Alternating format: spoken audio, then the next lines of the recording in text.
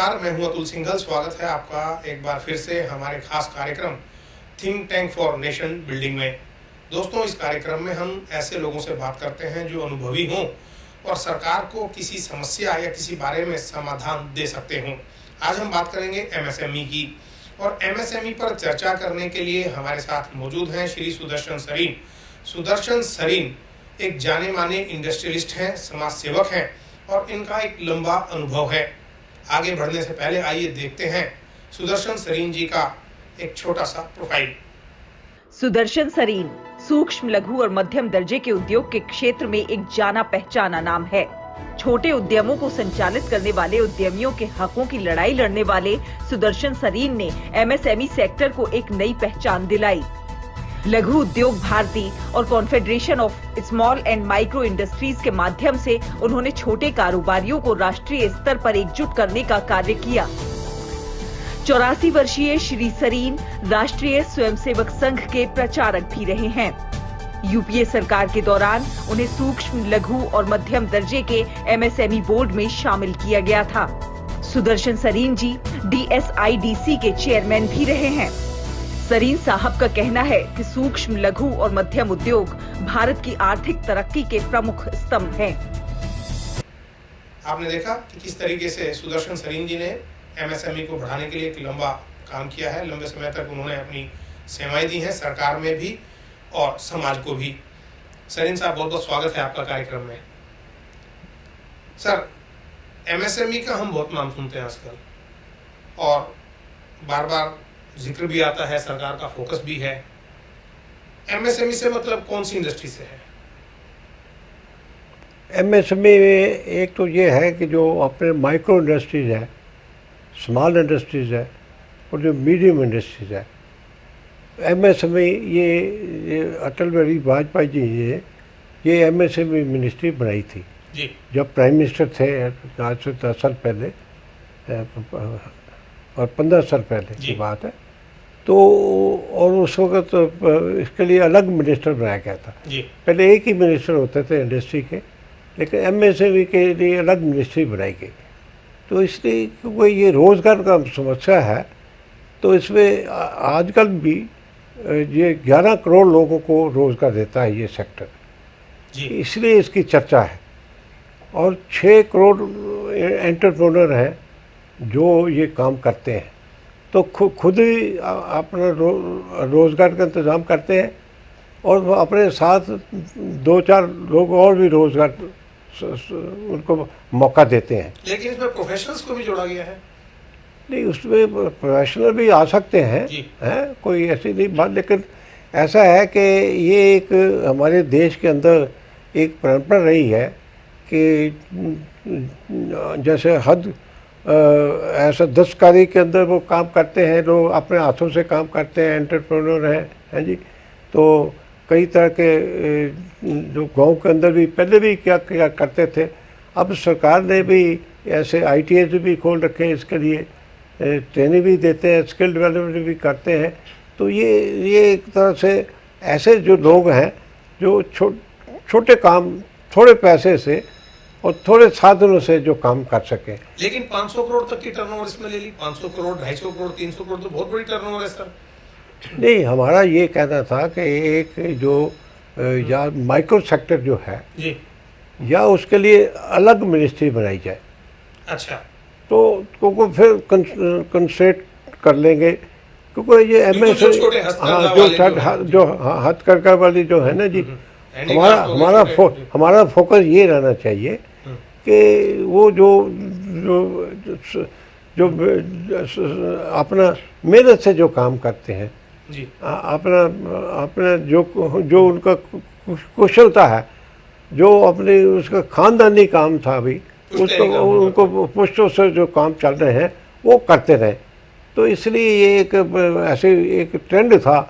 तो हमारी देश जो है हज़ारों सालों से भी सोने की चिड़िया करती रही है, तो ये इसी पद्धति से चलते थे, तो इसलिए सारा ठीक चल रहा था।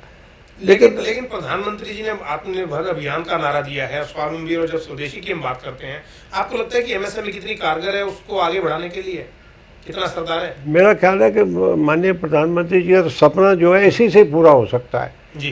क्योंकि जो बहुत बड़े बड़े इंडस्ट्रीज हैं जिनकी हज़ारों करोड़ की टर्नओवर है, उनका तो अपने अलग तरह से उनकी पॉलिसीज होती हैं, उनके पास अलग तरह का सिस्टम होता है।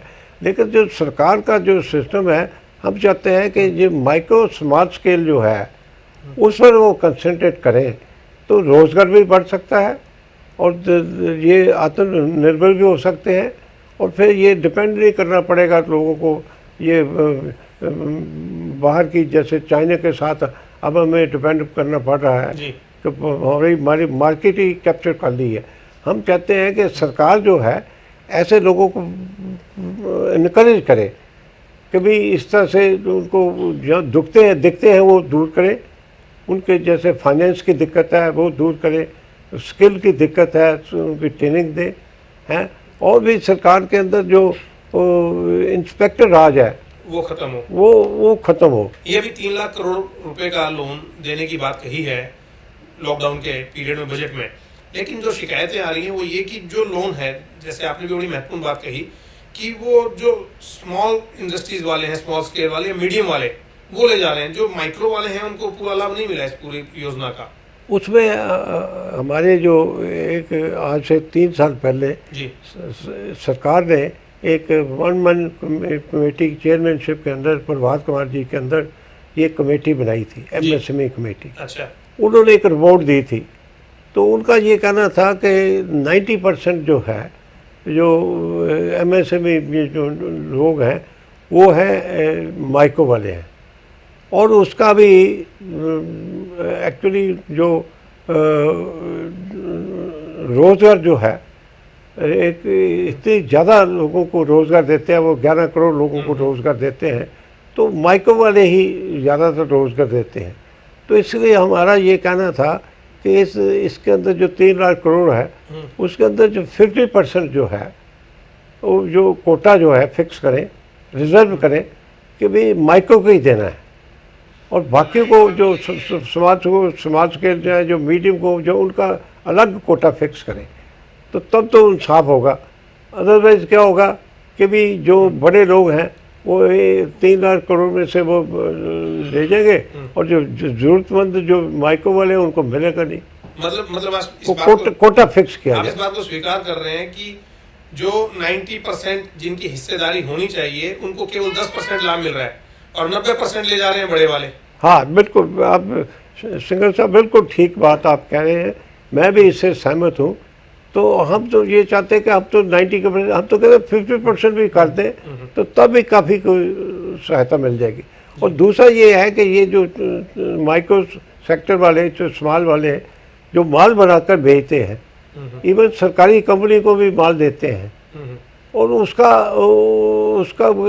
पेमेंट जो उनको ना 6-6 महीने पेमेंट नहीं मिलती जी। तो फाइनेंस की प्रॉब्लम आ जाती है और वो एनपी हो जाते हैं जी। क्योंकि उनकी पेमेंट आ जाए तो बैंकों को अपनी जो लोन लिया हुआ है उनको उतार दे।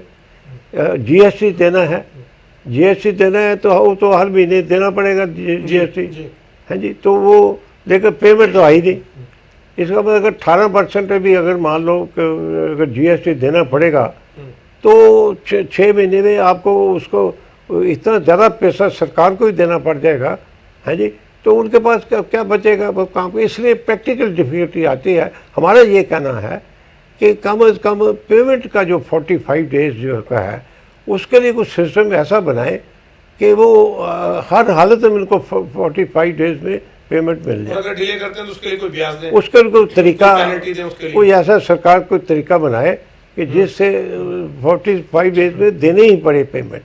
ऐसा कुछ ये लगातार 2006 में ये एक्ट बना था, MSME एक्ट, उसके अंदर ये बात आई थी कि 45 डेज के अंदर पेमेंट मिलनी चाहिए, लेकिन उसका लिए जो पक्का इंतज़ाम जैसे होना चाहिए पेमेंट। इवन सरकारी कंपनियां जो माल लेती हैं वो भी 6-6 महीने पेमेंट नहीं देती। तो क्या ये माना जाए कि तालमेल की भी कमी है MSME के साथ, बैंकिंग सेक्टर की या जो दूसरे डिपार्टमें हैं वो पूरा एक तरीके से कोऑपरेट नहीं करते हैं, या तालमेल का अभाव है सरकारी विभागों में? नहीं, हमारा ये कहना है कि हमारी पीछे भी हमने कहा था कई बार, मैं भी लगभग 50 सालों से MSME के फील्ड में काम कर रहा हूँ, तो हमने भी सरकार को सुझाव दिए थे कि भी जो बाकी कई मिनिस्ट्री जो हैं अब कोऑर्डिनेशन होनी चाहिए ठीक तरीके से।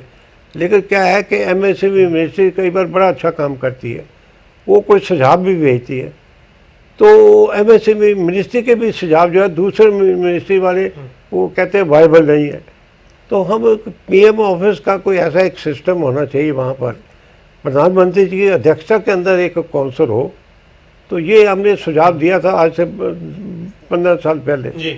तो उस वक्त फिर सरकार ने मान लिया था, एक नोटिफिकेशन भी हुआ था, प्रधानमंत्री जी के अध्यक्षता के अंदर MSME काउंसिल बनाई गई थी।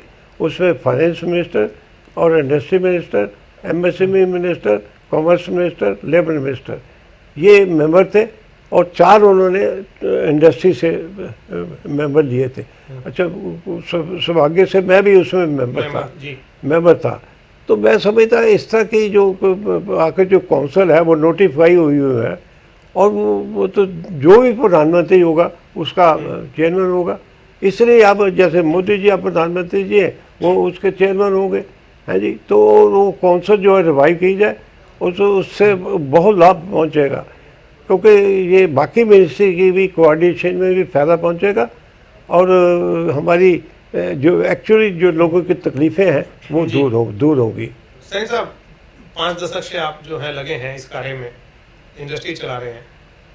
आप जो हैं, जो छोटे उद्यमी हैं, उनको क्या मैसेज देना चाहेंगे, और प्रधानमंत्री जी से आप या सरकार से क्या अपील करना चाहेंगे?